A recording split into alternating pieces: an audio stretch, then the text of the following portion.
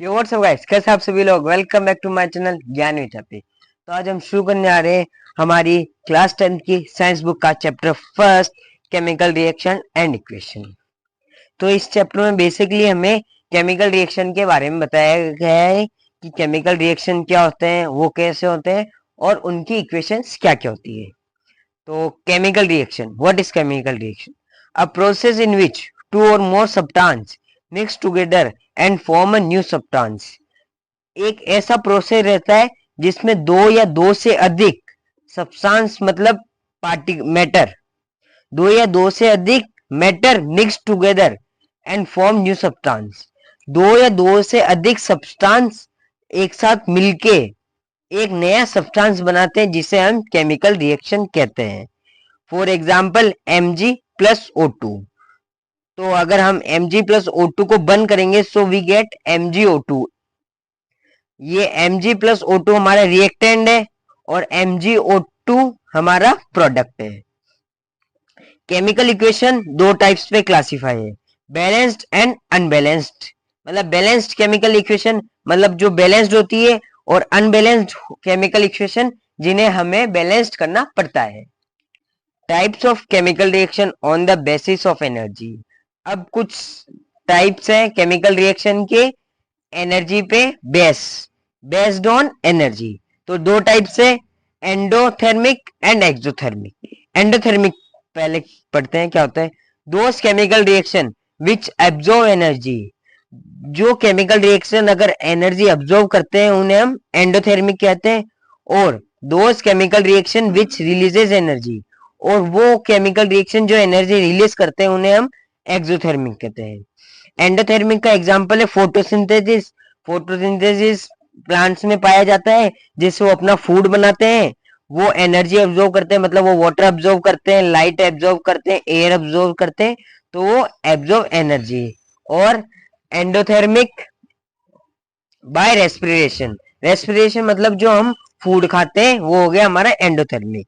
Exothermic का वो equation क्या होगी, 6CO2 प्लस 6H2O। अगर हम उन्हें सनलाइट और क्लोरोफिल के साथ करेंगे तो C6H12O6 प्लस 6CO2। और एक्सोथर्मिक की इक्वेशन होगी 6C H12O6 प्लस 6O2। फिर इसका रिएक्शन होके रिएक्टेंट बने प्रोडक्ट बनेगा 6CO2 प्लस 6H2O। और डाइल्यूशन और of acid is also exothermic, मतलब ये भी एक एक्सोथर्मिक का एग्जाम्पल है। अब इस चैप्टर में मेनली 5 रिएक्शंस है, बट इस वीडियो में मैं आपको 2 या 3 रिएक्शन ही बताऊंगा, जैसे कॉम्बिनेशन रिएक्शन, डीकंपोजिशन रिएक्शन, और एक और है वो भी डिस्प्लेसमेंट रिएक्शन। तो पहले हम देखते हैं कॉम्बिनेशन रिएक्शन क्या होता है। A reaction in which two or more compounds react together and form a new compound. एक ऐसी रिएक्शन जिसके अंदर दो या दो से अधिक कंपाउंड्स रिएक्ट करके रिएक्ट करके एक नया कंपाउंड बनाते हैं, उसे हम कॉम्बिनेशन रिएक्शन कहते हैं। फॉर एग्जाम्पल CaO को हम अगर H2O में करेंगे कंबाइन तो वी गेट COCOH2। और अगर हम इसको H2O में कंबाइन करेंगे so we gate CaCO3 plus H2O। अब CaO तो ये हमारा क्विक लाइम हो जाएगा, CaCOH2 ये हमारा लाइम वाटर हो जाएगा, या इसका जो कलर रहेगा वो कलरलेस होगा, या मिल्क ऑफ लाइम, या लाइम का मिल्क हो जाएगा। और CaCO3 प्लस H2O हमारा लाइमस्टोन होगा जिसका कलर मिल्की होता है, और उसे हम चौक भी कह सकते हैं। These reactions are called exothermic reactions which releases energy. Combination reaction मतलब जो है, जो दो या दो से अधिक कंपाउंड रिएक्ट होके एक नया कंपाउंड बनाते हैं, उस रिएक्शन को हम एक्सोथर्मिक रिएक्शन कहते हैं जो एनर्जी रिलीज करता है। अवर second reaction is decomposition reaction. ये क्या होता है, a reaction in which one compound split into two or more compounds by heating electricity and sunlight. ऐसा रिएक्शन जिसमें एक कंपाउंड टूट के दो या दो से अधिक कंपाउंड में बदल जाता है, चाहे वो हीटिंग करने पे हो, इलेक्ट्रिसिटी पास करने पे हो, चाहे वो सनलाइट से हो, उसे हम डिकम्पोजिशन रिएक्शन कहते हैं। अब हम पढ़ेंगे वो इलेक्ट्रिसिटी से कैसे होता है।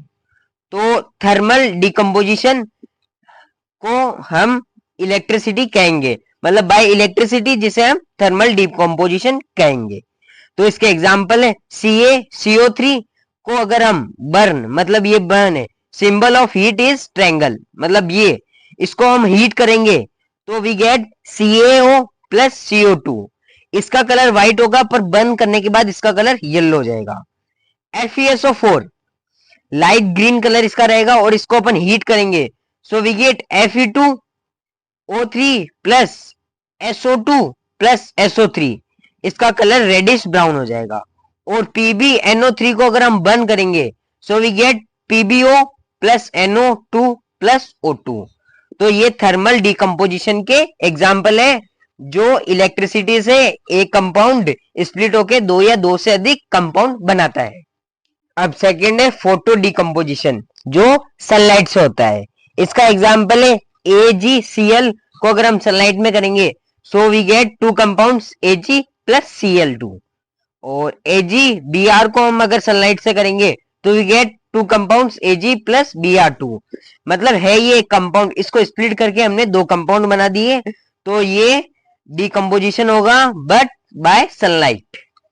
अब इलेक्ट्रिसिटी डिकम्पोजिशन, ये इलेक्ट्रिसिटी के द्वारा होया जाता है और इसका एक एग्जाम्पल बना एक डायग्राम से बताया गया है। जैसे एक वाटर टैंक ले लिया हमने, जिसमें हमने दो आयरन के रॉड डाल दिए A और B। अब हमने इनको कनेक्ट करके इनके अंदर इलेक्ट्रिसिटी पास कराई, तो ये A है और ये B है। इसमें हमने ट्यूब पहना दी दोनों में, और ये जो A वाला है ये हमारा पॉजिटिव है और ये B वाला नेगेटिव है। तो A वाले को हम तो एनोइड बोलेंगे और B वाले को कैटोलॉइड बोलेंगे जो हमारा नेगेटिव है। और A वाले में हमारे H2 गैस मतलब O2 गैस है और B वाले में H2 गैस है। ये हमने कैसे फाइंड करा वो आगे देखते हैं। The H2O is pure to make it impure add NaCl, मतलब H2O यहाँ वाटर है तो इसमें वाटर प्योर है, अगर हमें वाटर को इम्प्योर बनाना है तो हम उसमें NaCl ऐड करेंगे, NaCl हो जाएगा हमारा salt.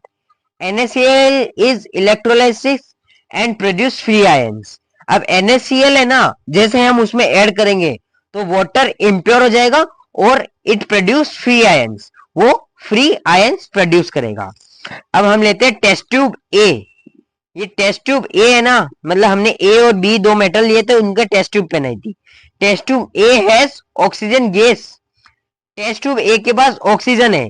We found by putting lighted match stick on the top the flame increases. हमें कैसे पता पड़ा उसमें ऑक्सीजन है, क्योंकि हमने उसके ऊपर एक जली हुई माचिस की तीली रखी तो उसकी फ्लेम इंक्रीजेज हो गई।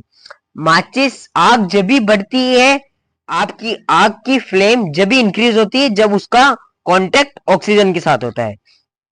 तो हमारी ये टेस्ट ट्यूब थी जिसको हमने ऐसे रखा और एक फ्लेम नीचे लाई, तो उसकी मतलब माचिस की तीली नीचे लाई जली हुई, तो उसकी फ्लेम इंक्रीज हो गई, तो flame increases, so we say that test tube A has oxygen gas. अब test tube B has hydrogen gas. Test tube B के पास हाइड्रोजन गैस है, पर हमें ये कैसे पता पड़ा? We found by the same method but the flame does not increases, it produce pop up sound.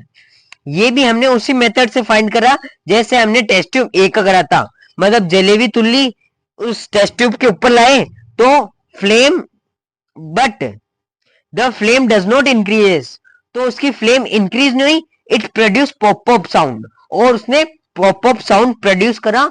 और पॉप अप साउंड जब भी प्रोड्यूस होता है जब वो फायर H2O मतलब हाइड्रोजन के कांटेक्ट में आती है। तो ये टेस्ट ट्यूब B है जिसको हमने इसका करा तो प्रोड्यूस साउंड पॉप अप, इसने पॉप अप साउंड प्रोड्यूस करा, so we conclude that in test tube B we has H2 gas. As compare test tube A to B, A और B को अगर हम कंपेयर करते हैं तो A has more gas inside because if we passes electricity to H2O we get H2 plus O2। अगर हम electricity pass करेंगे H2O और O2 में से we get H2 plus O2। हमें इनका बैलेंस करने के लिए हम इनके आगे दोनों के आगे 2 लगा देंगे, तो हमारा रेशियो H रेशियो O मतलब हाइड्रोजन रेशियो ऑक्सीजन होता है, तो हमारा रेशियो 2:1 होता है, तो H हमारा 2 है, मतलब ये ऑक्सीजन से ज्यादा है। So as compared test tube A to B, we have more gas inside B. B has more gas inside. तो टेस्ट ट्यूब बी में हमारे बहुत ज्यादा गैस होगी, therefore we have more gas in test tube B, जिस वजह से हमारे टेस्ट ट्यूब बी में गैस ज्यादा है। तो इसी के साथ वीडियो को एंड करना चाहता हूँ। हमने 2 टाइप्स रिएक्शन पढ़ लिए थे, अगली वीडियो में हम 3 टाइप के रिएक्शन पढ़ लेंगे, डिस्प्लेसमेंट और 2 रिएक्शन है वो हम अगली वीडियो में पढ़ लेंगे। So see you in soon in next video, bye bye.